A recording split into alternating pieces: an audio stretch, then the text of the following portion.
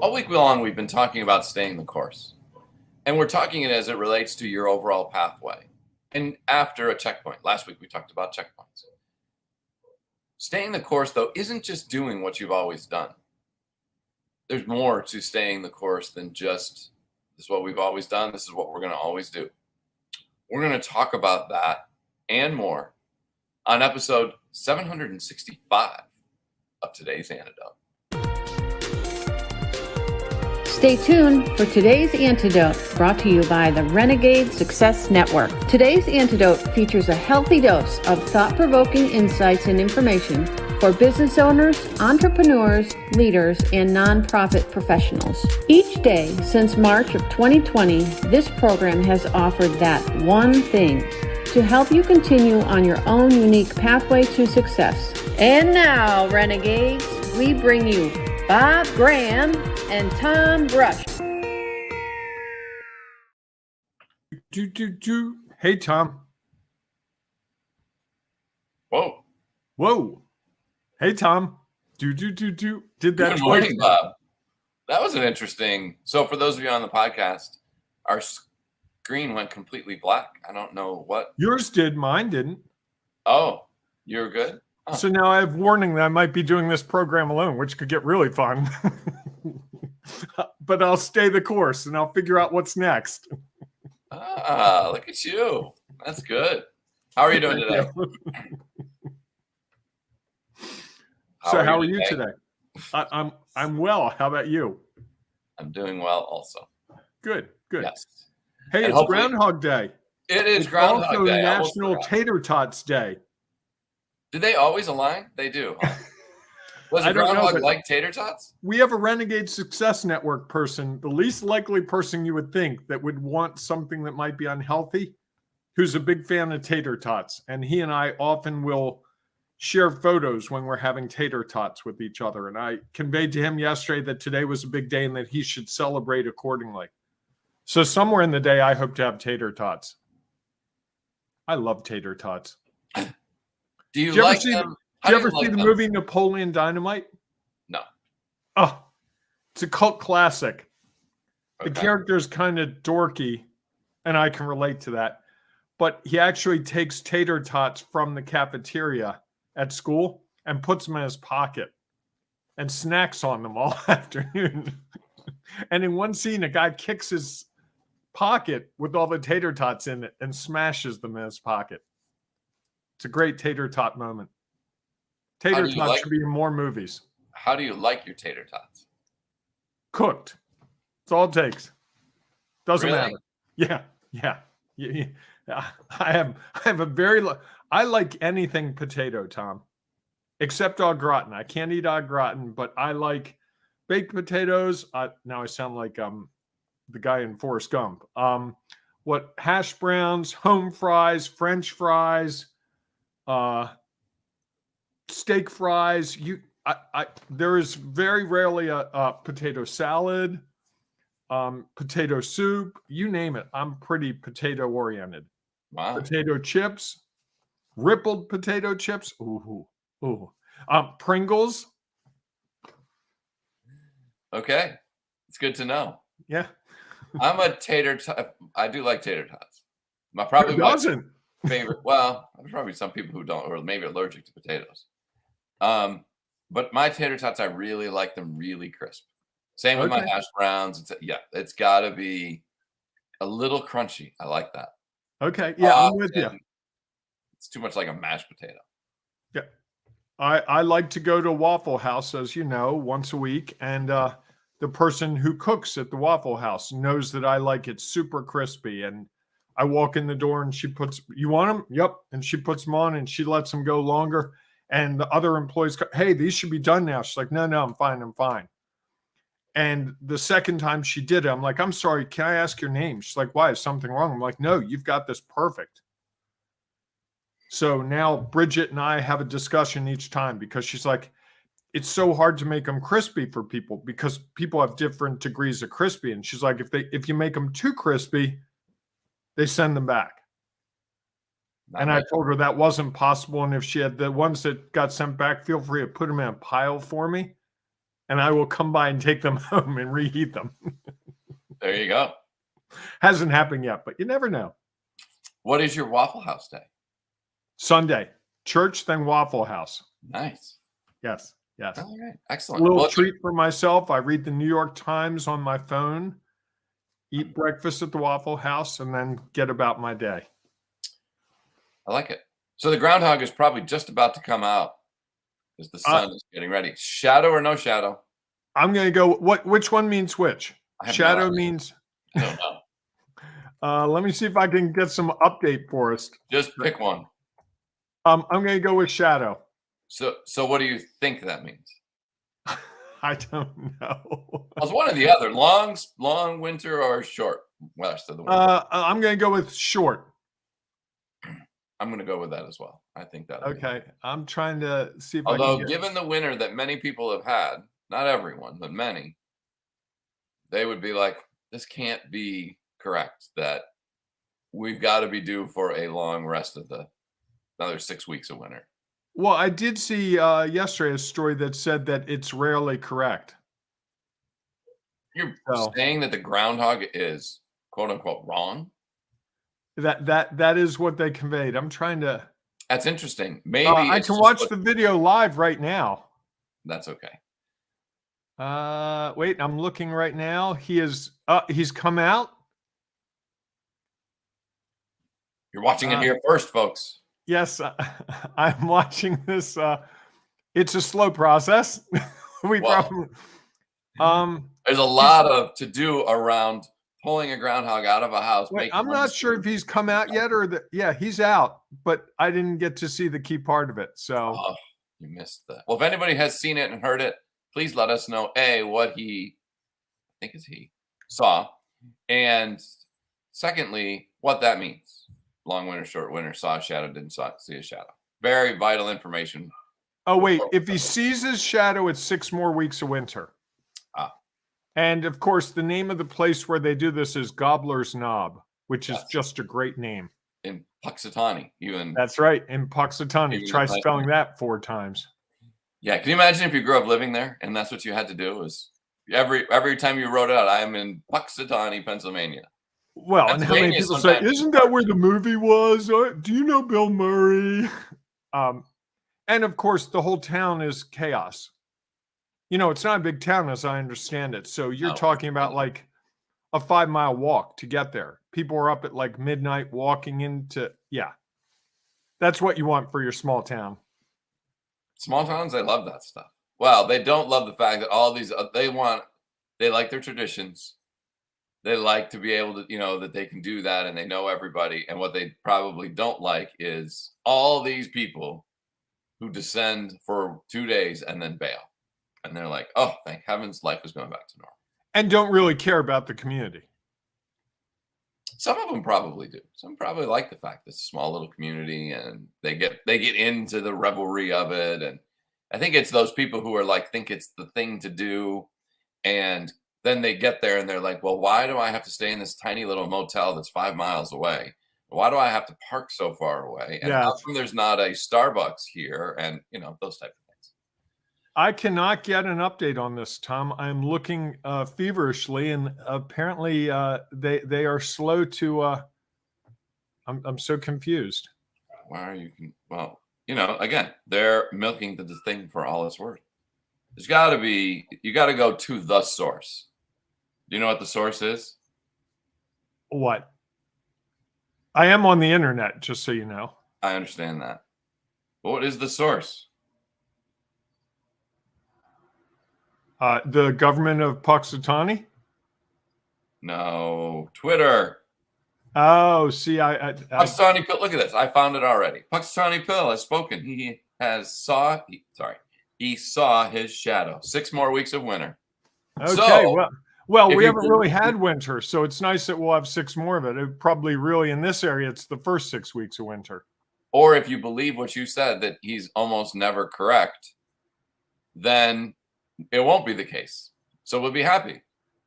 Maybe they mixed up and they think that what he says is, I saw my shadow in his 6 more weeks. What he's really saying is, because they don't understand groundhogese, I think is what they call it. And it's really, he's saying this. So they, for all these years, have confused what they thought they understood the language, and they're off. Why do we give some silly groundhog so much credibility? What else do you do in February? Good point. Except it's my cousin's birthday. Okay. And I want to jump in with something Edward shares. As my body gets older, my mind gets younger. As I develop my brawn into brain power, now I think before I leap. Happy Groundhog's Day. Bill Murray eventually wised up. I like that. It took him a long time And and a lot of things going on. That was a long, hard lesson. But I would argue that that's not untrue for business leaders and owners. Certainly. You know, there is a parallel, right? Groundhog's Day, each time he takes a different step. Literally, the one time where he takes a step and he doesn't go in the water at the curb. And then he takes another step and another step. And what he does is he learns with each step. Not unlike what we do and what we try to help people with is finding the next step. So who would have thought that I could make Groundhog's Day and this day all come nice, neatly in a bow? Nice job, Bob. Okay, that's what I was thinking about this morning as I was thinking about this day. So, and you didn't share that. You were too busy figuring out what's next.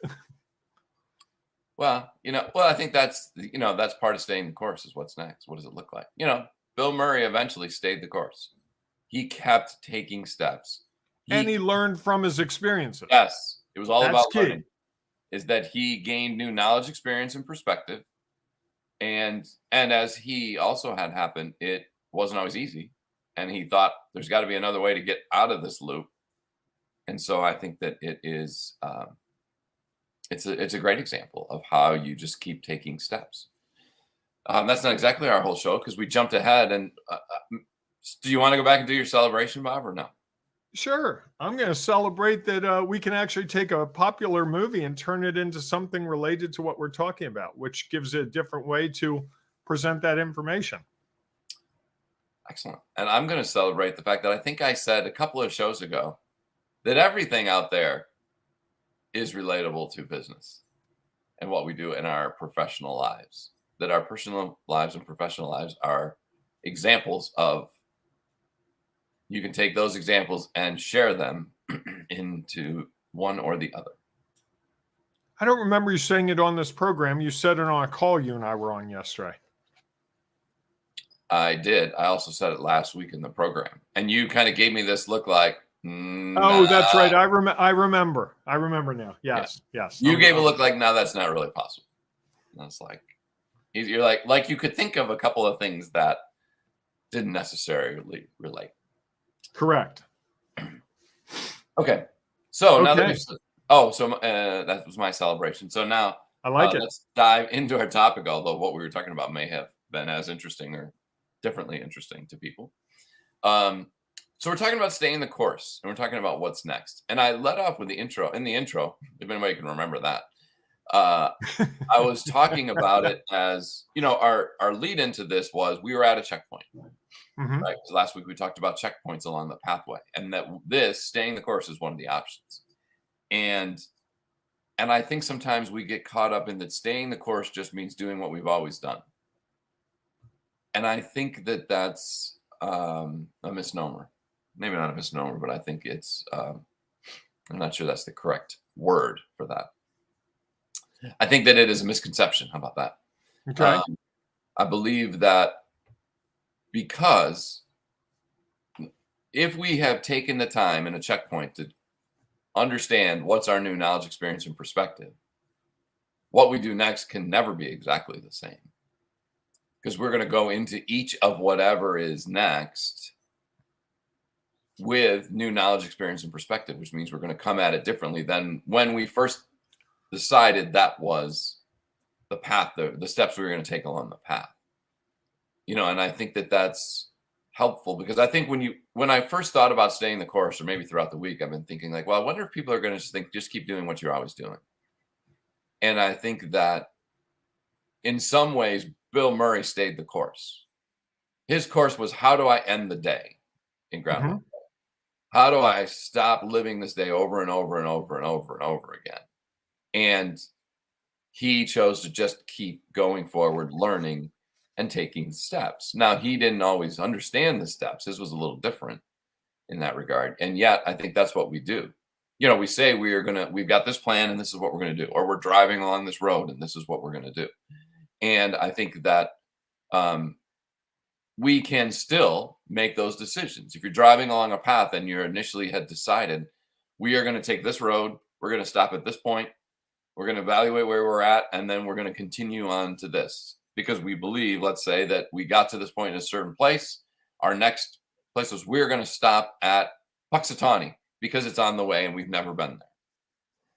And staying the course is, yeah, we're going to do that. We may take a little different route and we might take it with new knowledge, experience, and perspective, or we may say, oh, we did this once in Boston. This is funny. Good story. I think that ties in. We were in Boston doing college visits, and it was opening day weekend of baseball, and the Yankees were playing the Red Sox. And so our plan was we were going to go out there and then let's try to go to a game. Well, of course, we didn't buy tickets beforehand, of course. And we drove to the stadium. We stayed the course, even though we knew it was opening day. And shockingly, there were no tickets for the game. So then we had to do something. That was a checkpoint where we looked and we had to do something different, which we'll talk about over the next couple of weeks.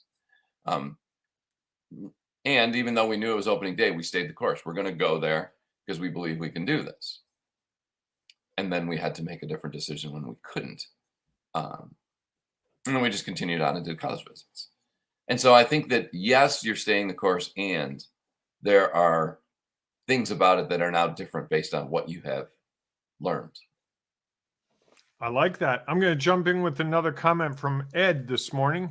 Making the show interesting is my course and checkpoint. Thank you for your kind words and perspective. So, Thanks, Edward. Appreciate that. Thank you, Ed. It's always great when you're here with us in the morning. Tom and Bob and Ed in the morning. I don't know. It just popped into my head. So I think the what's next part is kind of deceptive because we don't always know what's next. And I tend to be someone who likes to map out things in a very clear way. And I get somewhat frustrated when step 3 that I mapped out 2 weeks ago when I didn't know what I was going to do, when I didn't have all the knowledge, experience, and perspective, doesn't work out. I find that very frustrating. That's when I often get overwhelmed. That's often when my confidence becomes lacking because it's like, I thought I had this beautiful plan and now I'm on step 3. And step 3, I need to shift a little bit and I'm still on the mission, but it feels like it's not as concrete and not as planned out as I would like it to be. Am I making any sense? You are. I think that to me that's an example, as I look at it from my perspective. Mhm. That's something we'll talk about. I forget if it's next week or the following week. Course correction. Okay. Your destination is still the same. Okay. Yet and I think one of the reasons this happens, is because we have expectations. And then when when we set it up is that when I take this step, I'm going to get here. And when I take this step, I'm going to get here. And when I I'm going to get here. And then when that doesn't happen, it's really hard to stay the course because you'd be like, well, I didn't get what I expected here. And so how can I take the next step? And I think that if we can think about this as again, learning and the learning says, and our steps are based on learning, not based on outcomes. Okay. As much. Outcomes still have to have a role. We can say, okay, well, the action that I took didn't necessarily get the results that I desired. And it hasn't thrown me off track. So step 2 is staying the course. I'm going to go to step 2 and keep taking those steps, believing that time and the next step will change the outcomes that I'm receiving. Is that fair? Mm-hmm. So sure. I think so often when we set up our milestones, our checkpoints, we set them up with a with a concrete result that we And don't optimistic, at least for me. and likely an optimistic, right? Yeah, I mean, it's a result. But often I think we do make them optimistic. Yes, I'm gonna go to this networking event and I'm gonna find 5 customers. yes, And by noon today, the networking event's at 8 a.m. At noon today, they're gonna all sign, and I'm rocking and rolling. yes. I think that's unrealistic in every regard, but I think that I've talked to people who are like, yeah, I need to find 5 clients today. Because your next steps are based on a result that you can't control and whether you're going to get. So if you go in and say, my goal of the networking event is I'm going to get 5 clients out of this. Okay, well, the steps for that would be I'm going to go to the networking event. I'm going to talk to them, get their information. When that's over, the next step is I'm going to send them an email with a contract that they can review. And then the next step is I'm going to follow up with a phone call on my contract, and then they're going to sign the contract. So like that would be the pathway for getting 5 clients for the destination you want, getting 5 clients out of this networking event. The challenge is when you go in with that destination, what if you don't meet anybody who has any interest? What if you get to the networking event and it's canceled? What if you get to the networking event and nobody shows up because there's a snowstorm or other things that you can't control? And now you're right. You're at a point where like, I can't take step 2. I didn't get any business cards. I didn't get any contact information. And I think that's part of the challenge of creating your destination. Is your destination something that you have control over? The majority of your destination. Mm-hmm. Yes, we want to have a measurable outcome. Absolutely. And I think those measurable outcomes, as great as they are sometimes the one that lead us to creating action steps that are completely and solely dependent on a step before. Right. Does that make sense? It does. It does. Yeah. I think it's a good point to address because I think it's not uncommon. Absolutely. And I think that's what happens is we have these expectations that, as you said, they might be considered optimistic. Might be considered unrealistic. All of those adjectives that we throw in front of them, they might be considered as stretch. Here's my stretch goal. The perfect scenario. Right. And you're just setting yourself up for not being able to accomplish it, or the chances of it going exactly as you planned are a lot less. And so I think that it's just to me, that's the benefit of staying the courses. I've already laid out these steps, and within each of them, they have their own sub steps. And I have set them up so that I can keep taking them almost no matter the result of the first a previous step. Right. Like it'd be like in the fundraising world, or in the sales world, either way. Like I'm going to send out a mailer, and my goal is to try to grow my database or to gain some clients from this. And the steps are, I'm going to send out a first mailer, and this is what it's going to look like. And then I'm going to send out a second mailer, and this is what it's going to look like. I'm going to send out a third mailer, and this is what it's going to look like. And then I also have their email addresses, so I'm going to do 2 emails as a part of that. A common strategy for a business or for a nonprofit to go out and get the desired results they want. And if they said, okay, I got no one from the first email or the first letter, or they said, I got all these clients. Why would I bother to do the rest of the steps? Because I got this result, whatever it might be. And then they bail on the rest of it because they don't feel like they need it, or they don't feel like it's going to have, if that didn't work, how's the next one going to work? And to me, staying the course is we set this up because we had a belief that this was going to grow clients or it was going to grow our mailing list. And well, what has changed? Our plan wasn't we send one mailer and we're done. Our plan was we're going to do these 5 steps. And I think so often we get results in one step, and then we're like, at our checkpoint, we're like, I'm just going to bail for whatever reason. how do we get the confidence and put in strategies and systems that allow us to say, okay, I'm going to stay the course and do this and do this and do this and do this. Now, and then we'll talk about these other things in the coming weeks. I think that to me is staying the course, is that we've set up a plan that we believe will help us learn and get to where we want to go. So let me see if I understand. I'm going to go back to Groundhog Day. Okay. Okay. The movie.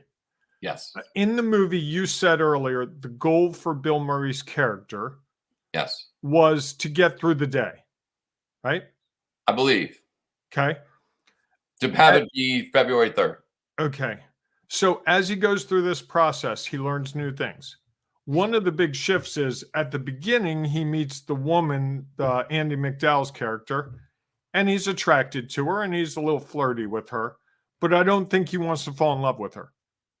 But by the end of the movie, he's fallen in love with her, right? Yes. Did he stay the course? I think what's different there is he didn't have, well, I guess his only plan was literally when he showed up, if you remember that movie, he's like, why am I here? This is a waste of time. I'm this big producer. I'm in this podunk town. Announcer or reporter. Reporter. TV reporter. Right. Yep. And I just want to get out of here. Right. He's done this 10 times or 15 times. It's the same old thing. Yep. And so I would say that his intent was, if you looked at his steps, was, all right, I'm going to show up that day. I'm going to do the show, give my report, get in my truck and get out of here as fast as I can. I think the challenge is with those, he didn't take into account things that he couldn't control. Right. There were things outside of his control. And so I think he actually changed his destination by the end. He was like, I really like this place. Why would I want to leave? I can't wait to come back. I'm with this. He started out with this woman who we had no respect for outside the fact that she was just a woman. And by the end, he had much different feelings for her. So I'm not sure he stayed the course. I guess ultimately he stayed the course because he did leave. Except his steps were different. So I think he actually changed his steps. And actually what was interesting is I think he was forced. But isn't staying the course really about being true to whatever your mission is? So you and I, over the last almost 3 years, have changed this program around a bit. Yes. In fact, we were talking about a change this morning. Yes. The mission has been the same. If you go back to the first program, the language may not have been as clear, but the goal has always been to help people understand how to be better leaders, better owners, better nonprofit professionals, and to provide our experiences and expertise and to share what we can so that hopefully it helps people. We've done it a lot of different ways. We've done it at different times. We were doing it on Saturday for a while, and we don't do it on Saturday. The mission remains the same, right? Yes. We're staying the course. You and I have never had a discussion about, hey, let's change our audience and let's make this work only for pipe fitters. Never had that discussion. So is that staying the course? And the methodology in terms of what's next? You and I are constantly kicking around ideas about what's next. How can we make this more engaging? How can we alter it so that it brings more value? And I think Bill Murray was doing the same thing, right? How do I bring more value to my day? Yes. I need to get through this. And boy, it'd be nice not to be in the puddle. It'd be nice not to have to talk to a life insurance salesman. It'd be nice not to have the woman, talk about all these other things along the way, right? Yes, and I think here's the challenge is that we didn't sit down and we didn't lay out a pathway. We just got on and said, our mission is this. And the only pathway we had was, the only step we had was, let's get on and every day we'll talk about something.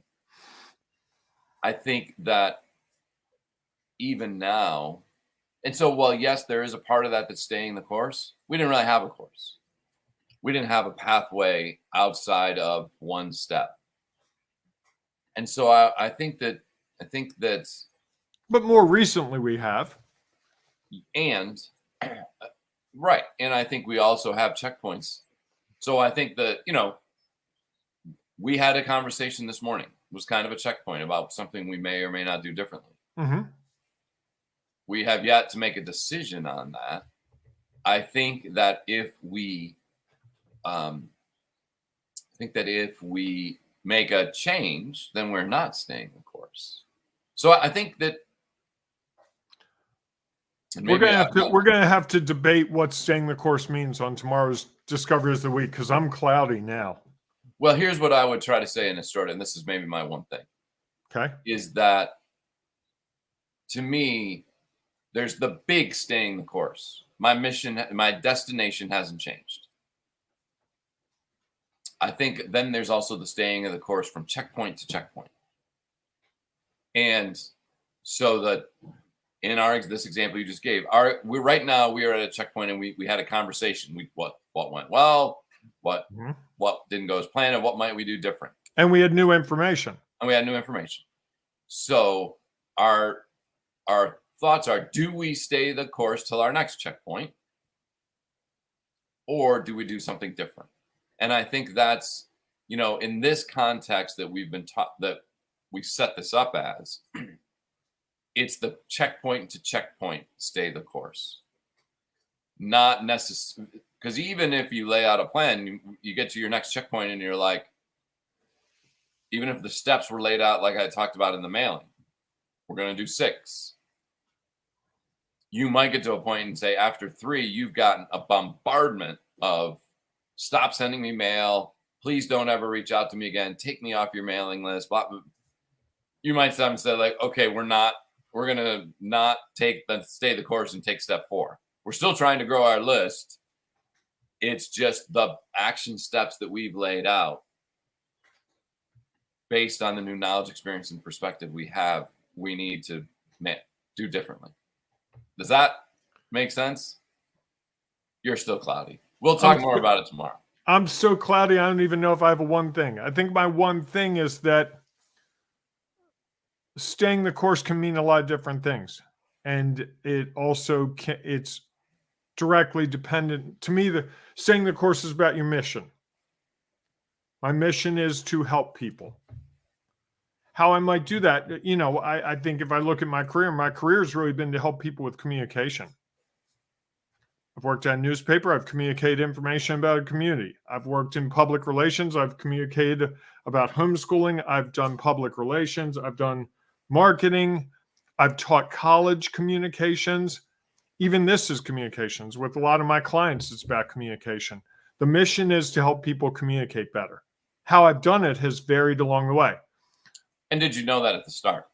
No, absolutely. And I think that's the key here. You can't know how you're going to accomplish your mission from the start. You can be focused on the mission, I think, but the steps are going to vary. And I can't think of any person who would tell me, here's a straight line, here's my plan, and here's how it worked out, and those two are exactly the same. Find me someone. I'd love to meet that person. Well, the results may be different, and yet the steps they may have taken may still be the same. Like if you said, okay, I want to get a job, and my steps to get a job are, I'm going to do some research to find out who I know at this company. I'm going to reach out and talk to all those people at this company. I'm going to find out what jobs are open. I'm going to submit my resume, and I'm going to do follow-up to hopefully make my candidacy that much stronger. There are people who have done all of those steps and gotten a job. Mm-hmm. So I think that, in all of these things, there's the big staying the course and there's the small staying the course. There's the big destination and there's the short destination. Part of the destination today was, how do we just get through the show and by doing this, and this. We're going to do our witty banter at the beginning. I'm going to do the intro. We're going to do our celebrations.